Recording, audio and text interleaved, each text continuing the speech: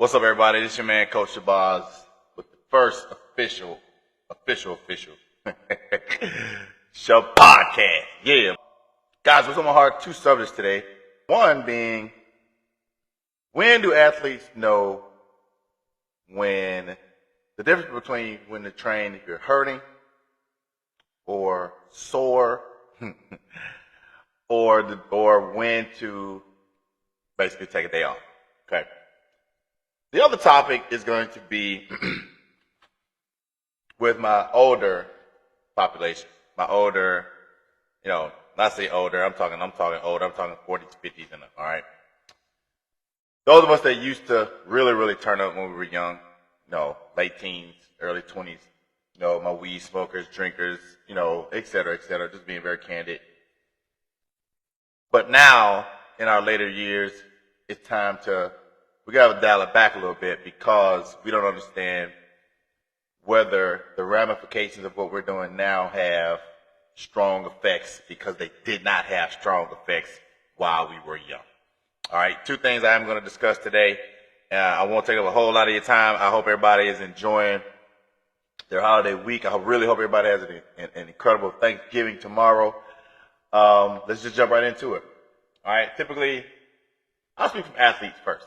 All right, athletes younger athletes in particular, have a tendency to, once you start, strength training, once you start to really exert yourself a little bit more than just playing games and just, skills workouts and such.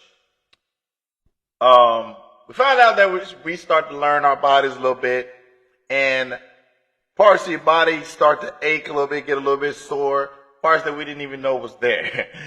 And when we do that, we have a tendency to say, man, Coach ShaPodcast, I need to take a day off, man. I was sore. I need to just, my body was hurting. My body was just hurting. So they feel the need to, when you're sore, I just got to take a day off. I just got to just rest my body so that I can, have a great workout the next day. Realistically, that's not very productive because, first of all, there's a difference between being sore and being injured, obviously. Okay?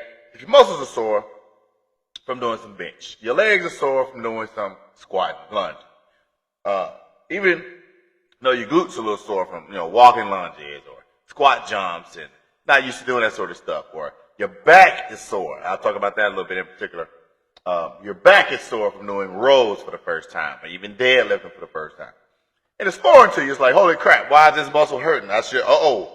And we think just anytime I feel a little pain, it's almost a career-threatening injury or a season-threatening injury or something. Because you're aching a little bit. Scientifically, there's a term called delayed onset of muscle soreness, or the acronym is DOMS, D-O-M-S. I'll use one muscle in particular as a kind of a really good example. The muscle is called your erector spinae. That is the muscle that helps you keep your back straight or help you stand up. The word erector comes from erect, which means standing, and spinae is the root word of spine, it's the spinal column. All people are terrified of hurting their back, so of course they are, because that's a really debilitating type of injury. However, the muscle itself sits on each side of the spine, and it's on your lower back. And when you exert it the right way, when you do deadlifts, when you do squat jumps, when you do things like, hip thrusts, even when you do certain core stability and core strengthening exercises, it'll get a little sore because that's a big part of, your core. So when that's the case, don't worry, don't panic. You know what I mean? Don't feel like because I'm sore, because it's sore there, then I need to take about 3 or 4 days off because I felt some soreness there. Now, obviously, there's a difference between bulging disc, herniated disc, things of that sort, and muscle soreness. The disc are those little pockets, those little pouches in between these vertebrae in your back. And when you exert things the wrong way, they tend to bulge out, then that can be debilitating itself. However, we're not talking about a bulging disc. We're talking about just being sore. Okay? You massage the outside of the muscle and you feel a little tender. Okay? The physiology of the muscle fibers, when you strength train, All right, they're like threads. Okay, when you train properly, they start to separate a little bit as you train, and basically what they're doing is creating space for new muscle fibers. You refill those you refill those spaces with protein, with the supplements that you take, and make sure that all the macronutrients tend to start to bond those muscle fibers together. They grow new muscle fibers, and we get what? We get stronger. The process, though, is very painful. It is. But I use this terminology: you tear down with the intent to build up. You don't just tear down and tear down and tear down without proper recovery. Now, while I'm on that subject, recovery is absolutely paramount in terms of muscle growth. However, when it comes to consistent training, any strength training expert knows that you don't train the same muscles every day. You don't do the same things back-to-back days. That's where you have to really trust the expert, parents, athletes. You have to trust the expert, the strength coach, and know that they're savvy and smart enough to understand if I just worked my legs one day and I just drilled my legs, then I'm more than likely I'm going to drill my upper body the very next day. So while you're too sore, your legs are too sore, and you feel like you need to go in and take a break, consider the expert, and consider the fact that we know the program that we have you on. So skipping too many days within itself is already going to be detrimental, because now you're really lacking consistency. And then when you do that, you're not giving yourself the best chance to improve, to grow strength. You get stronger, you get faster, you get more explosive, you get quicker by consistently training, not just training once a week or training once every 4 or 5 days because you're sore and you feel like you need to take 3 or 4 days to recover and this sort of thing. Scientifically, it takes the muscles 24 to 48 hours, that window of 24 to 48 hours to recover. So you keep that in mind as you train. And when you do it the right way, you consistently train, you are properly monitored, and the progress is monitored as well. That way, you don't risk the risk of injury, because the proper strength coach, proper trainer is going to keep you on the right track to make sure that you're progressing properly. Other half of this, next up I want to talk about very briefly is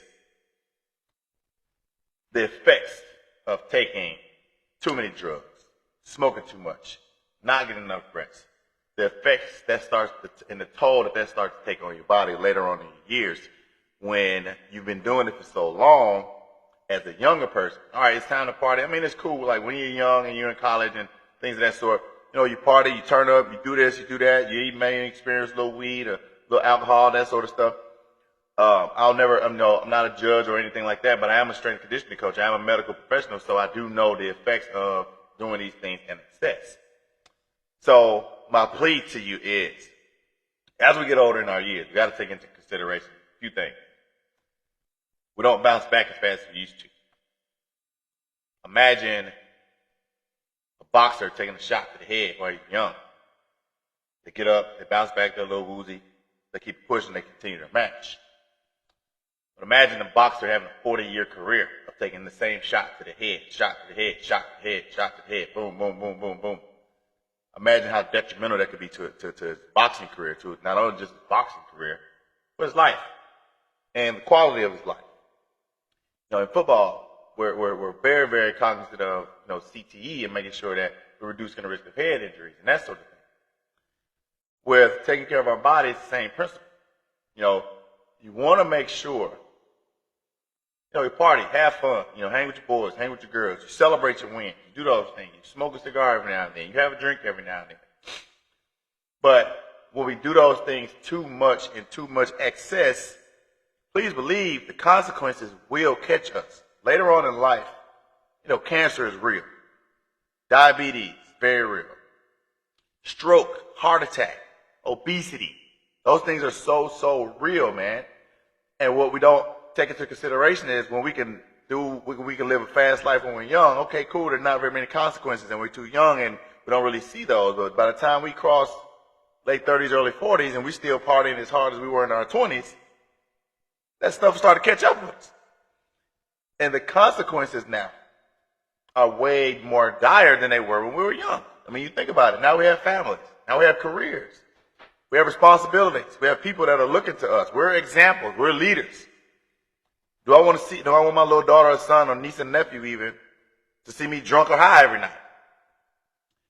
If I'm doing that every day, and I'm the leader of my family, and I go to the doctor and I'm diagnosed with cirrhosis of the liver, stage 4, and there's nothing the doctor can do, and I look back at all the drinking that I did, thinking that now I'm living with all types of regrets because I should have slowed down years ago.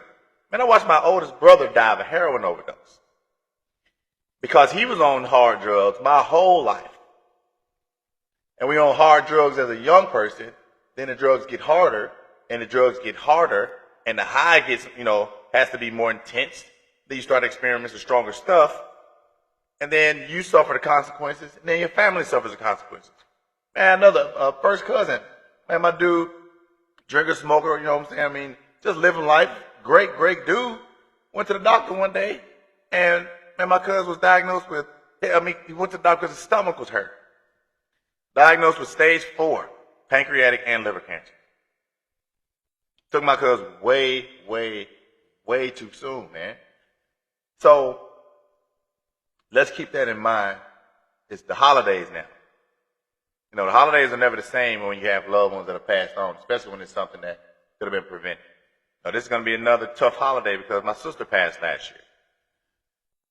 If there are things that we can do that's in our control to add years to our life, man, let's do that. Let's take care of our bodies the right way. You know what I mean?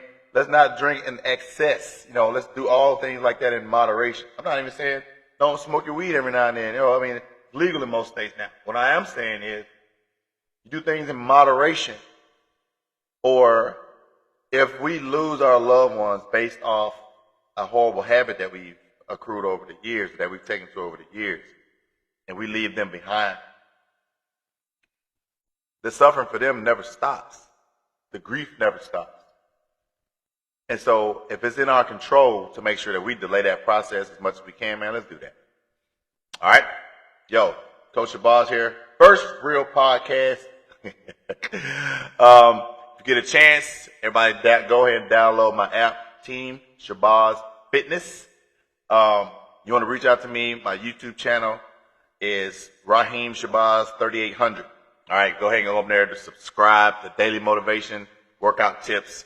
My Instagram, Team ShaPodcast1. You want to reach me on social media, that's the best way to reach me. Other than that, my Facebook, Raheem ShaPodcast, ShaPodcast Fitness. Those are ways to get a hold of me. Man, I hope everybody tunes in. Everybody have a great Thanksgiving tomorrow. And y'all have a great one.